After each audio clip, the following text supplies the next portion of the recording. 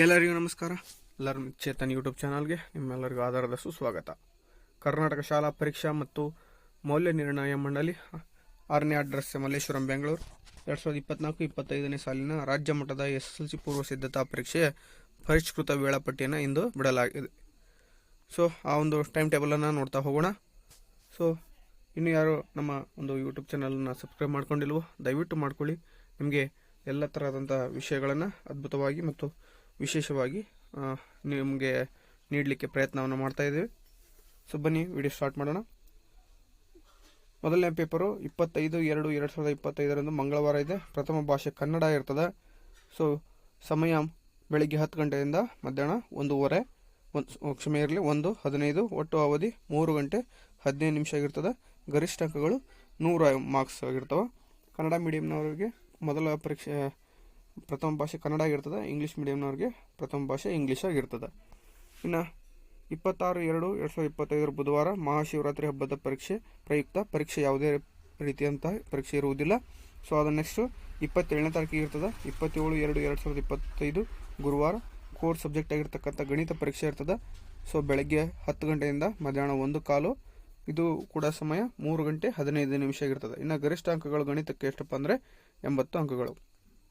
28/2/2025 ಶುಕ್ರವಾರ ದ್ವಿತೀಯ ಭಾಷೆ ಇಂಗ್ಲೀಷ್ ಇರ್ತದೆ.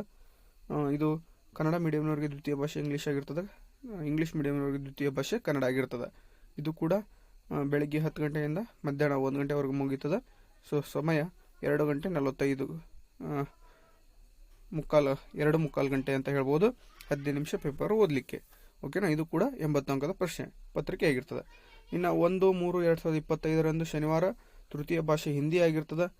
ಸೊ ಮಧ್ಯಾಹ್ನ 2ರಿಂದ ಸಂಜೆ 5ವರೆಗೂ 2:15 ಗಂಟೆ ಪರೀಕ್ಷೆ 15 ನಿಮಿಷ ಪ್ರಶ್ನೆ ಪತ್ರಿಕೆಯನ್ನು ಓದಲಿಕ್ಕೆ ಆಗಿರ್ತದೆ.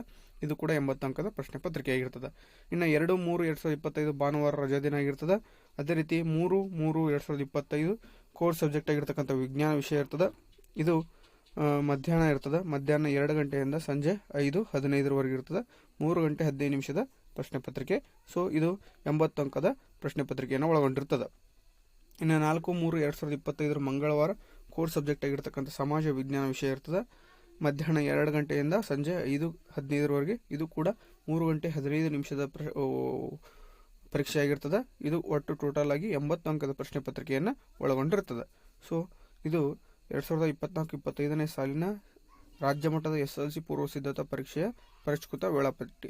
ಸೊ ಇದಕ್ಕಿಂತ ಮುಂಚೆ ಒಂದು ವೇಳಾಪಟ್ಟಿಯನ್ನು ಬಿಟ್ಟಿದ್ರು. ಅದು ಸ್ವಲ್ಪ ತಿದ್ದುಪಡಿ ಮಾಡಿ ನಿಮಗೆ ಈಗ ಹೊಸದಾದಂಥ ಪರಿಷ್ಕೃತ ವೇಳಾಪಟ್ಟಿಯನ್ನು ಬಿಡಲಾಗಿದೆ. ಸೊ ಇದು ನಿಮಗೆ ಈ ಒಂದು ರಾಜ್ಯ ಮಟ್ಟದ SSLC ಪೂರ್ವ ಸಿದ್ಧತಾ ಪರೀಕ್ಷೆ ಇತ್ತಲ್ಲ, ಈ ಪರೀಕ್ಷೆಯು ಅತ್ಯಂತ ಕಠಿಣವಾಗಿರ್ತದೆ. ಅಷ್ಟೇ ಅಲ್ಲದೆ ಇದೇ ರೀತಿಯಾದಂಥ ಮಾಡೆಲ್ ಪ್ರಶ್ನೆ ಪತ್ರಿಕೆಗಳು ಎನ್ಯುವಲ್ ಎಕ್ಸಾಮ್ನಲ್ಲಿ ಬರ್ತಕ್ಕಂಥ ಸಂಭವನೀಯತೆ 99% ಇರ್ತದೆ. ಓಕೆನಾ. ಇದೇ ಮಾಡೆಲಲ್ಲಿ ಇರ್ತದೆ. ಸೊ ಈ ಒಂದು ಪ್ರಶ್ನೆ ಪತ್ರಿಕೆ ಅತ್ಯಂತ ಕಠಿಣ ಮಟ್ಟದ್ದಾಗಿದ್ದು ಎಲ್ಲ ಮಕ್ಕಳು ಕೂಡ ಇದಕ್ಕೆ ಅತ್ಯದ್ಭುತವಾಗಿ ತಯಾರಿ ಮಾಡ್ಕೊಳ್ಳಿ.